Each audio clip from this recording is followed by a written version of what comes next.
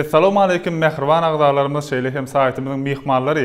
Şuň dünýäniň ençeme ýurtlaryny tiýahatçylyk pudagy bilen baglanyşyky bayramçylyk, ýagny giýit terjimeçiniň ýol belediň bütün dünýä güni bellenýär. Bu bayramçylyk barada teklip 1990-njy ýyly Beýik Britaniýanyň paýtagtynda geçirilen tiýahatçylaryň Nowatda konferensiýasynda öňe sürildi.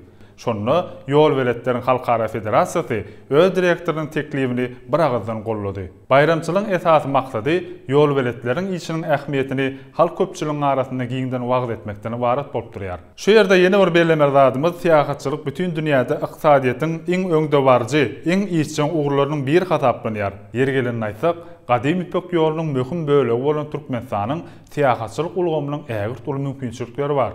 UNESCO'nun bütün dünya mirasının tanımını girdilen Nusoyo, Qadim, Merve, Könürgönce gurulyan tiýahatçylyklar Türkmen halkynyň öz bolşy medeni mirasy, gadymy taryhy ýerler bilen ýakyndan tanışdyrmagy giň mümkinçilik döredýär. Hazar deňiziniň türkmen kenary, awada milli tiýahatçylyk dolagy ýerli halkara tiýahatçylyk üçin ören täsirli ýer bolup durýar. Ýeri gelenini aýtsak, 2020-nji ýylda paýtagtymyz Aşgabat şäheri tiýahatçylyk şäherleriniň bütün dünýä federasiýasynyň agdalygyna kabul edildi.